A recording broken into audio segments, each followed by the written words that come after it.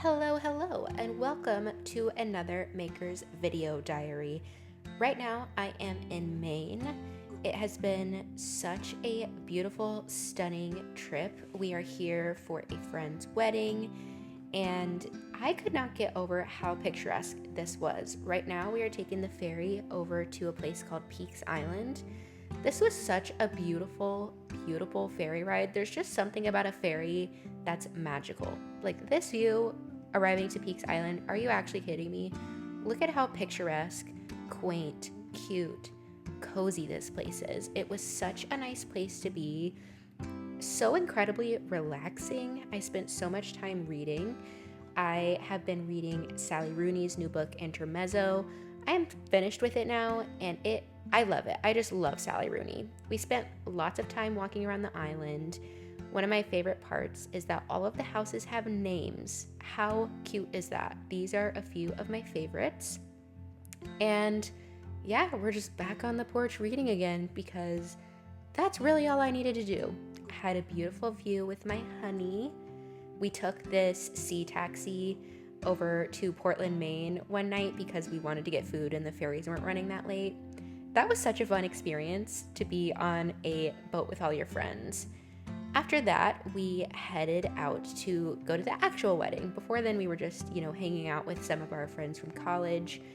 And now we're headed into New Hampshire for the rehearsal dinner and then the wedding festivities. It was so gorgeously fall here.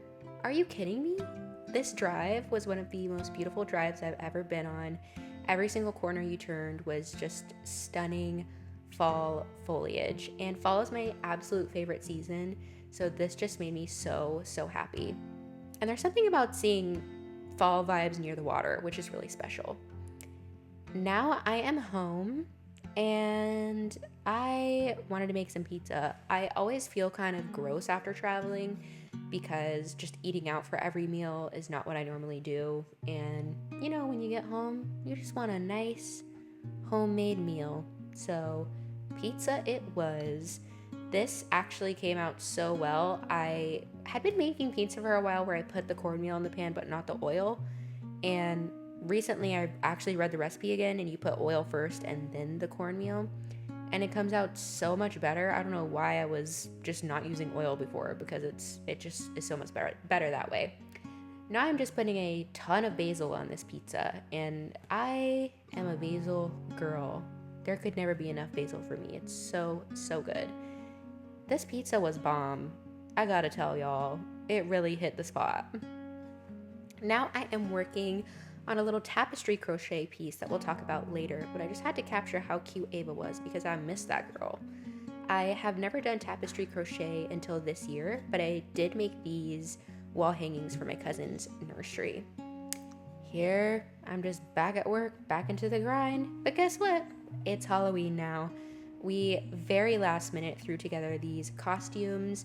I'm Velma, and then Corey is Shaggy, and of course we have Ava as Scooby. I did make the skirt that I'm wearing in this costume, as well as the pants that Corey is wearing, but we just already had these in our closets ready to go. I didn't make them for Halloween or anything. The next day, I just needed a fall vibe. I needed to bake something pumpkin, and what is more fall than a pumpkin loaf? This turned out so good. I was watching Survivor as I was baking this, so Tribal Council we were getting into it, and so I was just trying to get all the updates, and this was just really fun to watch. Catch up on Survivor, bake a little pumpkin loaf. There's no place like home, am I right? And here I am cutting out a couple of loaves to eat. The second one, that did not work out, but it's okay, it was still delicious. Still served it up. And then I headed out on the porch to do some crocheting, and I'm back into this Santa tapestry crochet. Is it October at the time of me filming this? Yes, but tapestry crochet takes a minute of my patience, and I want to be done by Christmas, so sue me.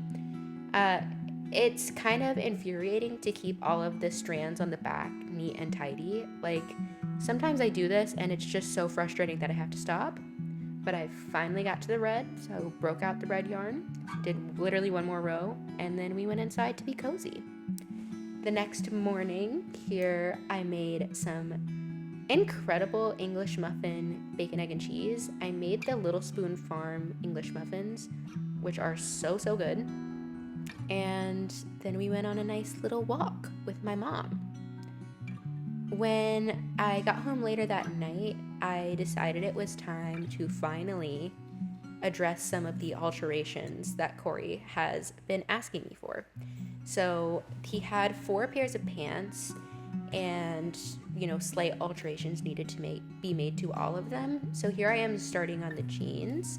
I'm unpicking the waistband and removing the tag because I need to take in about an inch on the waist.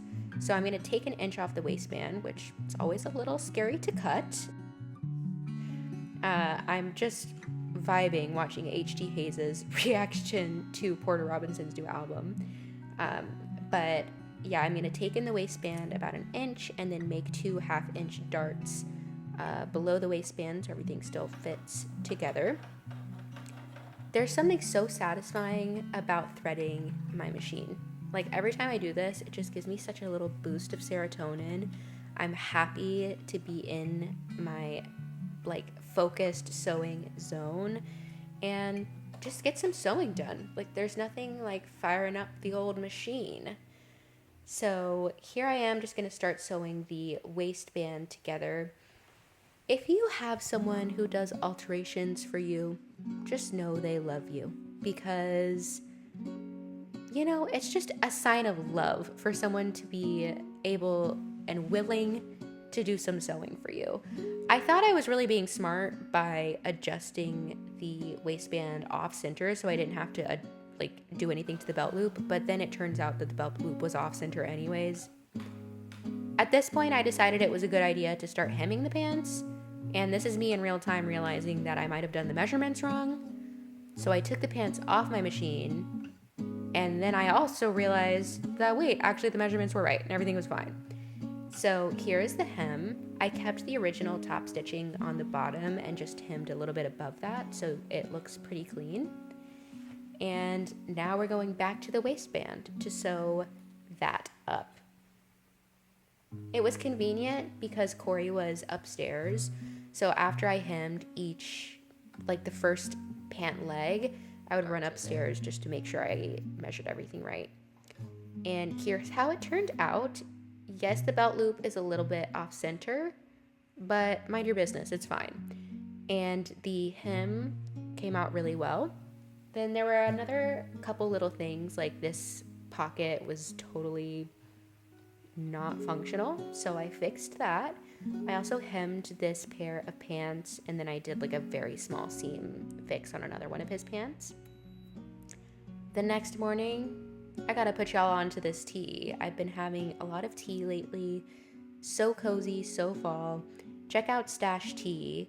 My English friend recommended it to me, which is how you know it's good, because they don't play about tea.